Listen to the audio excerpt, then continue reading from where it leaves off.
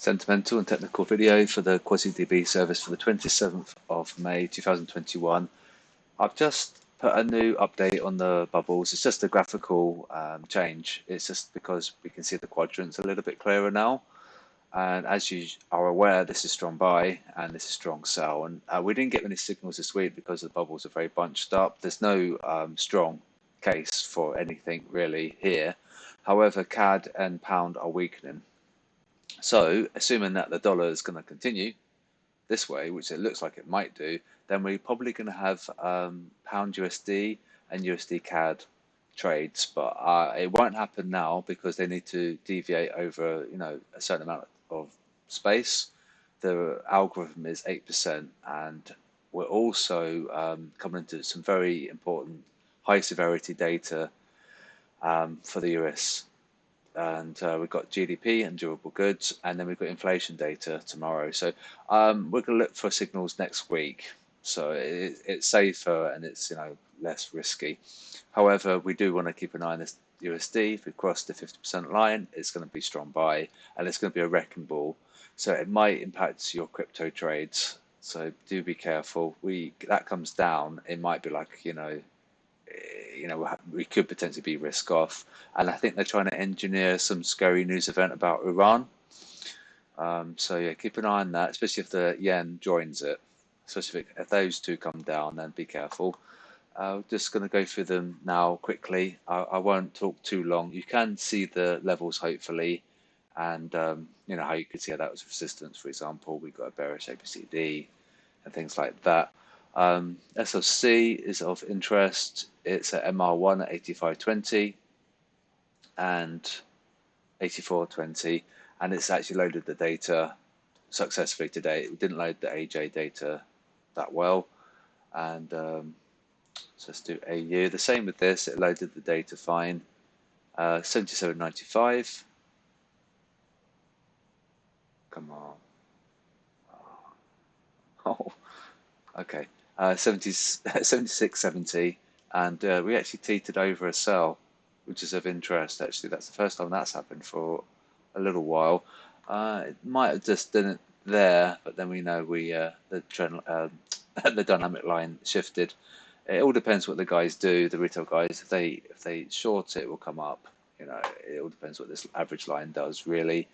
If we're looking at it sentimentally, we've got a bullish ABCD, so that will hold firm unless we crack below 77.12, and that's less than 30 pips away. So it's a bit tricky. I think I'm just going to watch, and I'll take the trade, the signal next week, and it'll be easier because we've got a lot of high severity data for the US. EA 158.25 and 157, and we're a buy. And it's kind of them guys going long, but not really anything significant. EU, this was the largest shift, as you can see, and so they decided to go long here, about there. So if we zoom in, about here, yeah, they decided to perhaps maybe it rallied a little bit, and that's what got them on board the bullish train. We're kind of getting close to 50-50 now, and if it flips over, it's gonna fall, because it'll then be a sell. We've got a bearish free drives that, if you saw my video, for a couple of days now, that's probably gonna hold, possibly now, unless we break above 122.70. So yeah, it's a bit tricky. So C 121.53, and the one is just basically just at the top there. That's where they put their stops. 122.64. Pound USD. So this could potentially be a signal next week, but we've got a bullish ABCD currently, and we're really far above monthly pivot as well. We're going to have new pivots soon, don't forget. So this is like a bullish bias because we're above that pink line. Next month we'll have a new monthly pivot, so it all depends where that is, and then we can work off that. One above. Maybe I did the one below. Okay, the one above. That's annoying. It was loading all right yesterday. 141.29 and 140.84, and it's possibly going to follow EU, maybe, and we'll flip over 50-50. NU, the SLC is large now above, Oh, it's annoying it didn't load it. Okay, so 73.29, and one below is there at 72.60. There, dead on that shift channel top.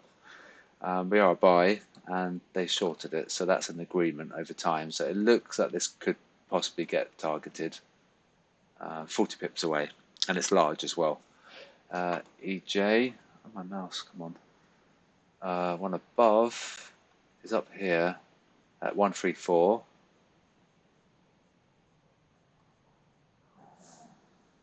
It's so annoying. 132.85. We're a buy, and they went long there. So this is quite bearish on the dynamic. So if they continue, we can come down.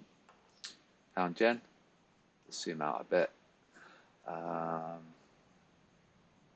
154.99 to 155. Yeah, 155.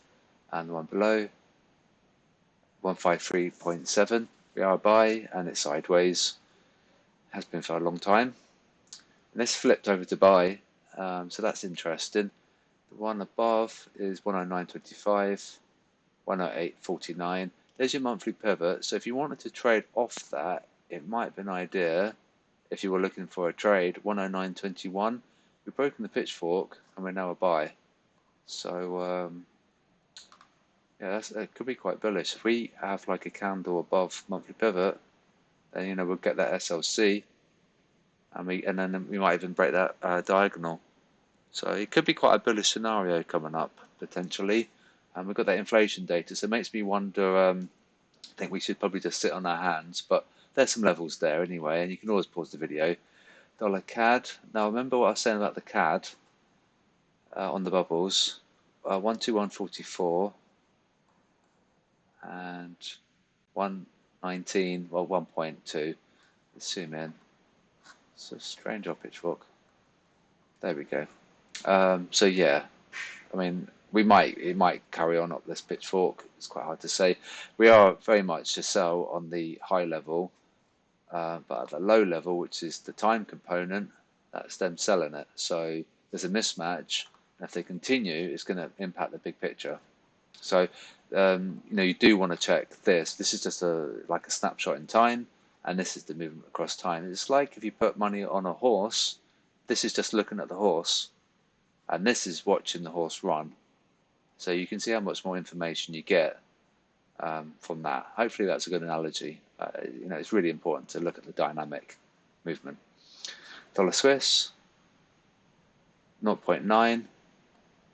I think it was on the round number. Oh no, 89.20 was sell, and it's quite sideways. They're shorting it ever so slightly. Gold, MR1, and we're taking out the stop loss cluster, 1901. So it's very cruel. And it shouldn't really be taking that stop loss cluster above because it's actually a sell. So it's being very naughty. I think it might just want to get that just because it's cruel, and it just wants to take stops everywhere. 1908 is the median line. Let's get rid of that, and then you can see there, 1908. MR3 is at 1901.